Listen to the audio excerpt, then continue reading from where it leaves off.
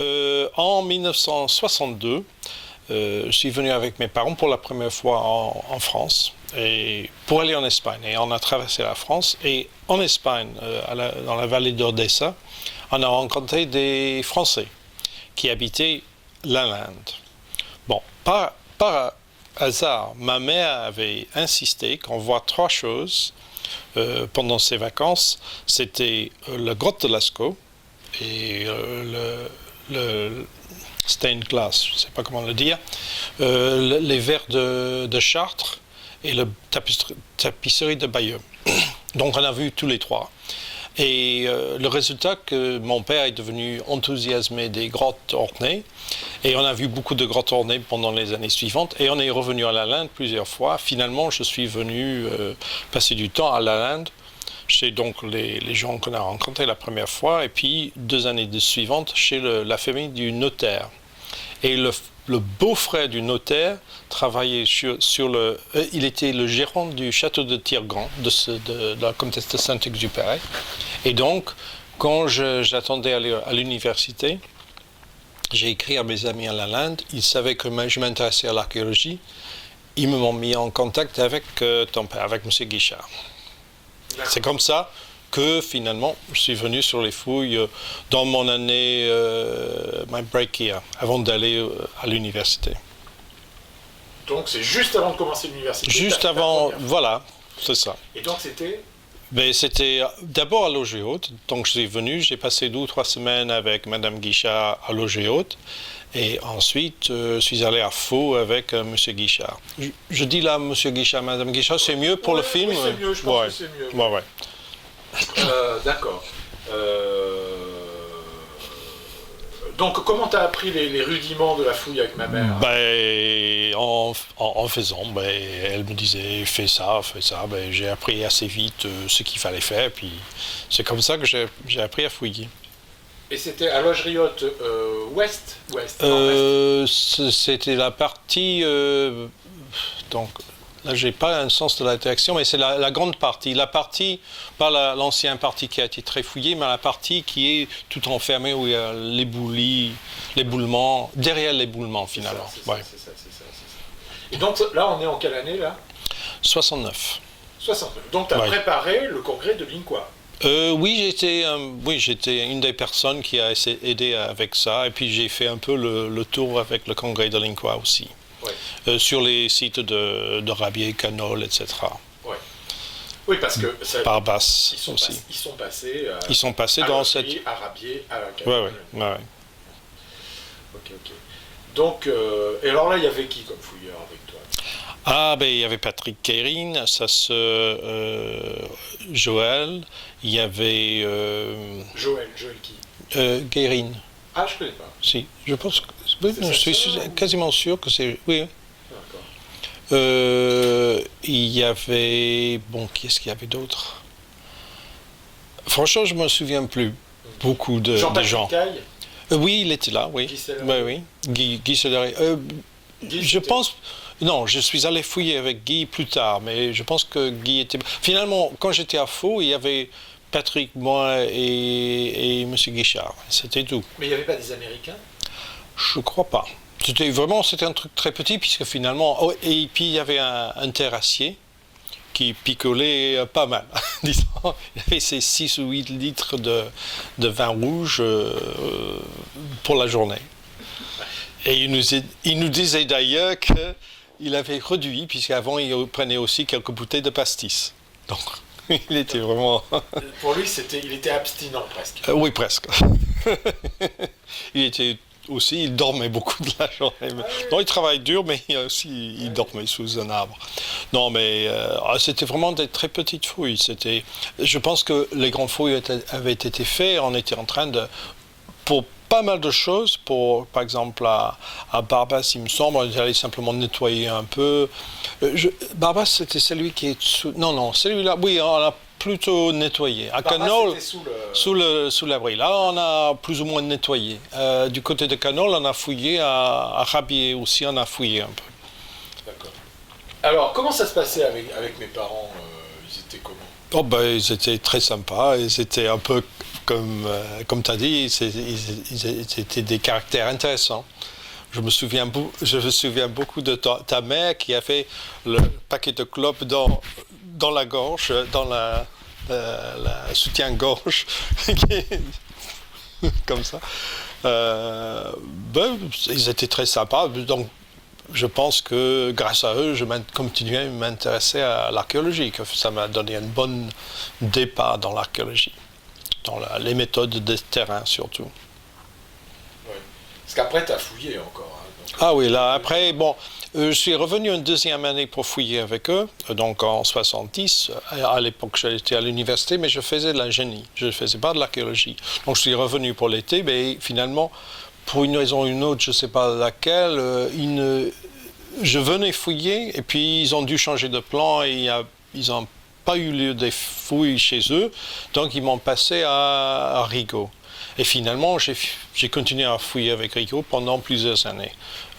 Et d'un part au flageolet et puis aussi à la Brive-aux-Frais, qui n'est pas d'ailleurs très loin d'ici, à à 1 kilomètre à peu près, dans les falaises. Tu as encore des contacts avec Rigaud un peu? Peu. Bon, si, je l'ai vu 2 ou 3 fois depuis qu'on a acheté ici. Bon, il a la maison, toujours en haut de la falaise ici. Ah bon? Donc il est passé une fois, je suis passé à Bordeaux une fois, mais je le vois rarement. D'accord, je vais aller l'interviewer un jour ou l'autre. C'est un peu délicat parce qu'il y avait eu des... Enfin, avec mes parents, c'était un peu spécial. Ah ben, ça ne me Vers la surprend fin, pas. mais Oui, ça- oui. Ok. Oui, donc le côté nature de ma mère, oui, ça, moi-même, je m'en souviens. Elle était très... même des fois, elle léchait les silex pour nettoyer la terre. Ah oh, ça ne me surprend pas. Ben... ouais, elle était sympathique. Finalement, j'ai un bon souvenir du temps que j'ai passé là-bas. D'accord. Et alors, donc, tu n'as aucun souvenir des Américains qui sont venus plusieurs étés à Faux, à Lanquet Je crois que je crois pas qu'il y ait eu tous les Américains à qui je pense, comme Roy Larrick, etc. Je suis quasiment sûr que c'était plus tard, que c'était à l'époque de fouiller avec Rigaud.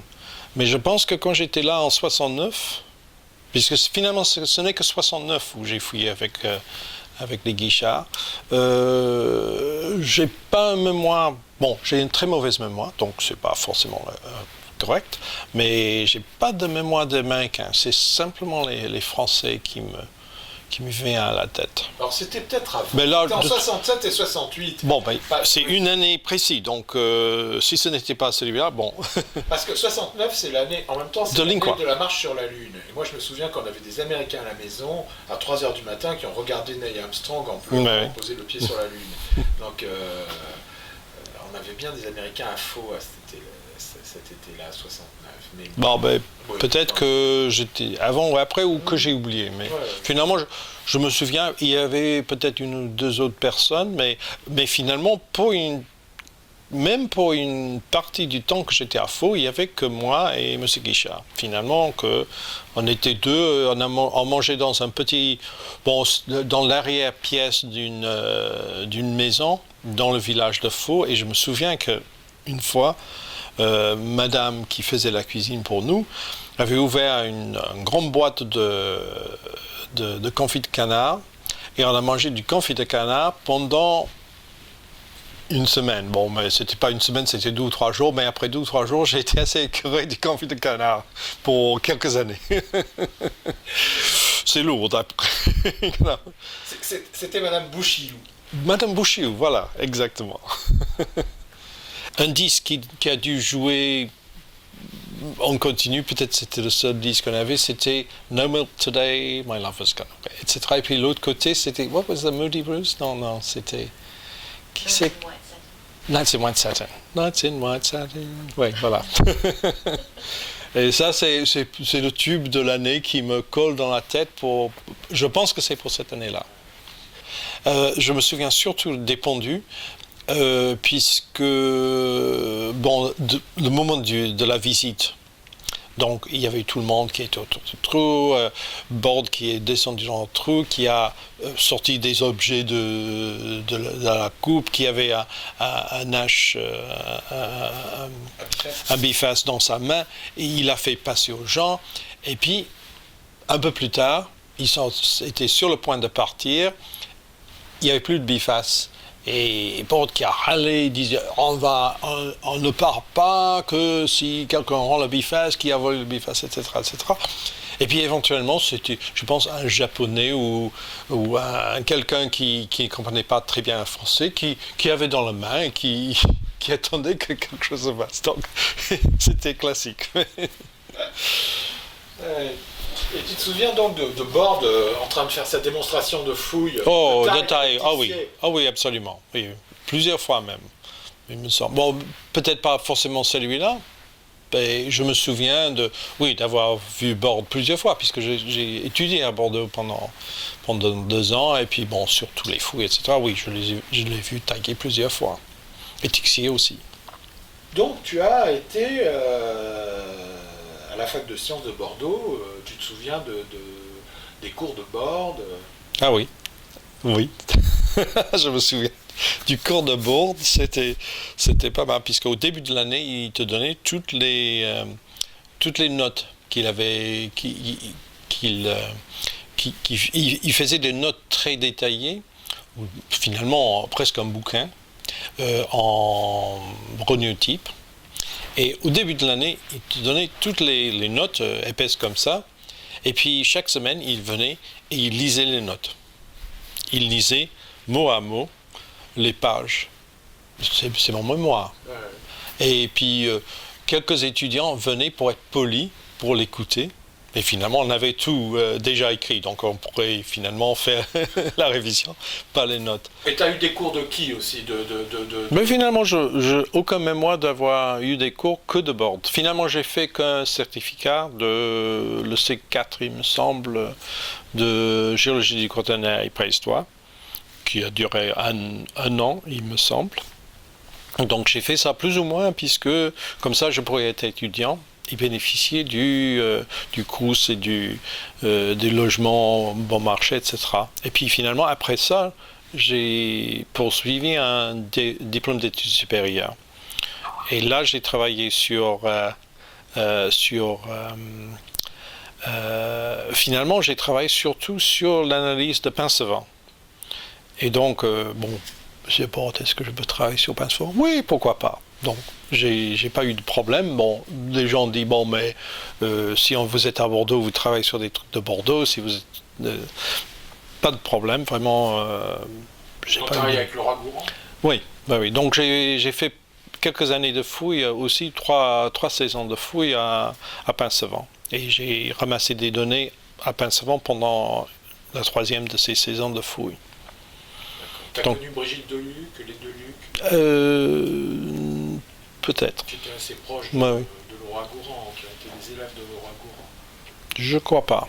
Je connais toute l'équipe qui était là tous les ans, mais Et à Bordeaux, tu as connu Michel Lenoir? Oui.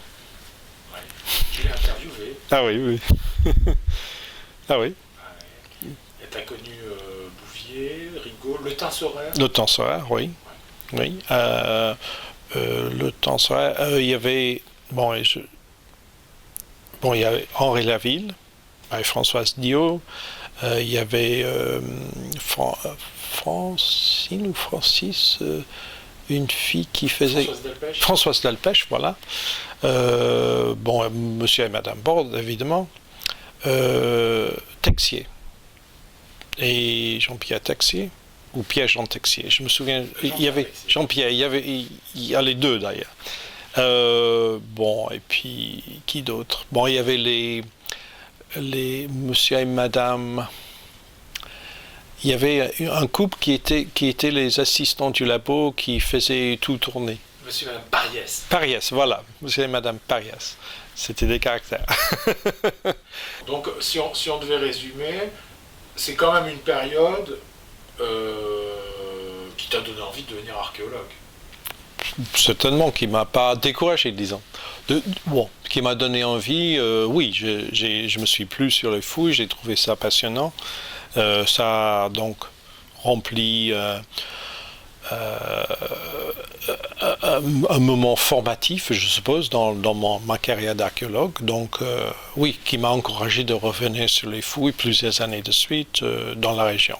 Donc, et puis d'aller aussi, je suis allé chez Delemley, je suis allé à Pincevent, je suis allé aussi en Allemagne fouiller avec Kim Hahn et avec Gérard de Pozinski. Donc j'ai fait un peu différentes campagnes de fouilles pendant 5 ou 6 ans jusqu'à que je suis parti en Australie. Donc je suis parti en Australie en 1976 après mon DES. Parce que toi tu es anglais au départ. Anglais au départ, oui. Enfin toujours anglais d'ailleurs. Toujours anglais, mais aussi australien maintenant. Tu venais de quelle ville en Angleterre? Je venais, disons, j'étais élevé en Cornouailles, près de Penzance, en Cornouailles. Je n'étais pas né là, mais ma mère est de la région, donc on est allé là quand j'étais jeune, et donc je viens plutôt de la Cornouailles. D'accord. Et donc tu as travaillé avec Delemley, mais où? À Condarago. Je connais pas. C'est dans le... c'est près de Totaval. Totaval. C'est mieux connu comme Totaval. D'accord. Ouais. Totaval, d'accord. Ouais. Sinon, ensuite j'ai fouillé avec Rigaud, j'ai connu Jean-Michel Geneste et Serge, Jean-Pierre, etc. Donc je les côtoie toujours dans la région. Jean-Pierre Chadel? Oui, je les vois... quand je suis là, je les vois surtout au marché. Ah bon? Au marché de Saint-Cyprien. Je les rencontre souvent au marché de Saint-Cyprien. Ah, ouais. J'étais logé 2 ou 3 jours à campagne et je me souviens plus de l'histoire que ça allait être un centre et puis rien s'est passé et puis maintenant il y a quelque chose qui se passe, je crois. Absolument. Donc peut-être toi tu connais plus là-dessus que moi. 30 ans après, oui. Enfin, c'est en train de devenir effectivement plus ou moins un centre de recherche archéologique. Et ça c'était l'idée de ton père. Ah, complètement. Oui. Et finalement, ce que tu as trouvé bien dans le musée des Zézis, c'est les petites vidéos faites par Jean-Michel et Serge. Et puis le fameux mur des artefacts. Oui. Moi, c'est quoi? Qu'est-ce que c'est? Oui. De bifacer comme ça, parce que je ne suis pas une archéologue. Et quand je vois le mur du temps. Le mur avec les petites pièces de pierre, je ne comprends pas. Mais c'est plus important pour moi de voir des vidéos qui me font comprendre le signifiant. C'est comme ça. Sur les musées maintenant. Parce que,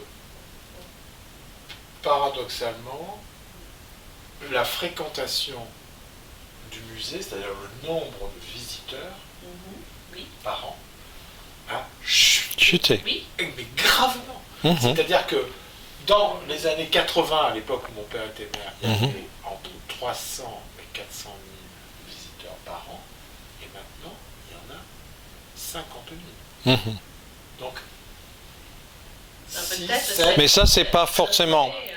c'est pas forcément à voir avec la qualité du musée. Je ne discute pas de ça. C'est peut-être à voir avec le fait qu'il y a beaucoup plus à faire dans la région maintenant qu'il y avait autrefois. Il y a beaucoup moins de concentration sur la préhistoire et le musée que finalement il y a Préhistopark, il y a les ballons, les montgolfiers, il y a la rivière, etc. Finalement, c'est peut-être un changement dans le genre de tourisme qui se passe dans la région. Et en effet, on peut faire monter ou descendre le nombre de visiteurs par faisant une bonne publicité ou pas, mais finalement, ce n'est pas la qualité du musée qui va intervenir dans le nombre de gens qui entrent par la porte. Les gens vont rentrer par la porte puisque c'est le musée des Zézis. Et après, ils vont trouver que c'est bon ou mauvais. C'est pas qu'ils vont dire « Ah, le musée des Zézis, c'est pas bon » ou « C'est bon, on va aller le voir ». Je pense pas que ça intervient beaucoup dans le nombre de visiteurs. Je pense que c'est plutôt un effet démographique des gens qui viennent, des gens d'expérience qu'ils peuvent avoir dans la région. Mais ce sera intéressant de voir qu'est-ce qui se passe avec le PIP, si ça va reprendre les noms, puisque là, il y aura un genre de mise en cadre du musée et des autres sites archéologiques. J'avoue que je vois mal, ne connaissant pas du tout les gens du PIP, je vois mal l'articulation qui est prévue entre le musée et le PIP. Bon, je pense que finalement le PIP reprend l'interprétation, mais l'interprétation globale de la région de la vallée de la Vézère. Donc ça a été un truc qui a été soutenu par l'État, etc. Et je pense que l'idée générale, c'est d'encadrer les gens qui arrivent dans la région pour les expliquer ce qu'il y a à voir, comment la comprendre, et puis de faire des chemins d'intérêt. Donc si on s'intéresse éventuellement à, à l'évolution de l'homme dans la vallée de la Vézère, il y aura un chemin à suivre. Si vous vous intéressez plutôt à ce qui s'est passé dans le Moyen-Âge, il y aura un chemin à suivre, etc. Et donc les gens vont arriver dans ce grand parking qui est en train de se faire d'une côté de la route, ils vont traverser la route, ils vont aller dans le PIP, ils vont être orientés, encadrés, éventuellement, si ça les intéresse, ils vont être amenés dans le musée. Donc, normalement, étant donné qu'il y a une beaucoup plus grande visibilité sur la route du PIP, avec son grand bâtiment, etc., avec le parking, etc., qui vont acheminer les gens dans le musée éventuellement, je pense que ça risque de beaucoup accroître le nombre de gens qui passent dans le musée. Mais également, ça va... Bon, l'idée, comme je l'ai compris, c'est finalement que les gens viennent et ils comprennent ce que c'est qu'ils voient dans la région. Puisqu'actuellement, il y a des panneaux ci, des panneaux par là, qui tout essaie d'attirer. Et finalement, c'est celui qui a les plus grands panneaux qui va attirer les gens. Et l'idée là, c'est que les gens soient attirés dans un chemin plus cohérent, pour comprendre et en même temps avoir une valeur, un intérêt, un agrément de la région, mais en comprenant quelque chose au lieu de simplement être tiré par les attractions. Et c'est peut-être ça, c'est les attractions qui se sont installées depuis 20-30 ans qui a finalement fait chuter le musée, qui finalement c'est un musée. Bon, un musée c'est un musée. On ne le perçoit peut-être pas maintenant comme étant un grand musée important, où il y a 30 ans, 40 ans, il y avait beaucoup moins de choses et finalement c'était un musée important puisque c'était un des rares attractions. Bon, il n'y avait pas le TOT à l'époque, donc le TOT a sans doute pris une partie des gens qui iraient au musée. Le Préhistopark aurait pris un certain nombre de gens qui auraient allé au musée, etc. Donc je pense qu'en effet, il faut remettre toute la méthodologie des visiteurs en cause et ce qu'ils font avec le PIP pour essayer finalement de les encadrer, de faire une expérience plus cohérente de la région. En tant que non-préhistorien, moi j'ai visité une seule fois le musée des Hésies, nouvelle version, il y a 3 ans avec mes enfants. Ce n'est pas pour dénigrer le travail des gens qui ont travaillé là-dessus, que ce soit Guillemer ou qui que ce soit, ou Alain Turc ou André Morala, ou les gens qui se sont... Mais franchement, j'ai trouvé ça d'un ennui mortel, à part, effectivement, éventuellement, les vidéos de Sage Maury, que je trouvais assez attrayantes, explicites, parlantes, mais autrement, cette série de cailloux, déjà il y en avait beaucoup à l'époque de mon père, mais là il y en a encore plus. C'est des panneaux entiers de cailloux. Alors, je suis désolé, mais quand vous y connaissez rien à la préhistoire, au 543e burin et au 861e grattoir, vous en avez ras à la frange, vous avez envie d'aller boire une bière en bas, quoi, je veux dire. Voilà, vous devriez mettre ça dans le film. Malheureusement, l'appareil est du mauvais sens. Je me souviens de le chemin de la typologie dans la grande salle de typologie d'en haut à l'époque du musée des Hésies, où on commençait par les shoppers et les shopping tools du paléo ancien, et on avançait dans le temps et ça se terminait au bronze ou je sais pas quoi. C'était clair, on voyait très bien l'acheminement de la pensée humaine avec une sorte de sophistication petit à petit des objets de l'industrie lithique. Et puis voilà, ça tenait en une salle. Oui. Je veux dire, c'était, Oui. je sais pas si la multiplication des objets finit pas par créer un... Ah ouais, bah c'est sûr, c'est bien connu. Une chose qui pourrait t'intéresser, c'est le petit musée de Cabaret de Pêche-Merle. Est-ce que tu l'as vu? Non. C'était fait, je pense, c'est toujours le même qui a été fait il y a, ça doit être 30 ans de ça, par Michel Leblanchet. Oui. Il a fait donc un petit musée sans budget. Finalement, c'est une série de vitrines exactement comme ça, dans le sens évolutionnaire de la chose. Et puis, bon, dans chaque vitrine, il y a quelques outils qui représentent quelques petits dessins, un truc qui est très simple. Et tu vois tout le musée dans une demi-heure. Et tu comprends quelque chose. Et bon, du point de vue muséologique, c'est ancien, c'est un truc un peu démodé. Mais bon, c'était fait il y a 30 ans. C'est normal qu'il se soit démodé. Mais il est toujours bien. Et il est toujours là. Et donc je pense que, fait avec très peu de moyens. Donc je pense que c'est une chose à voir pour cette comparaison.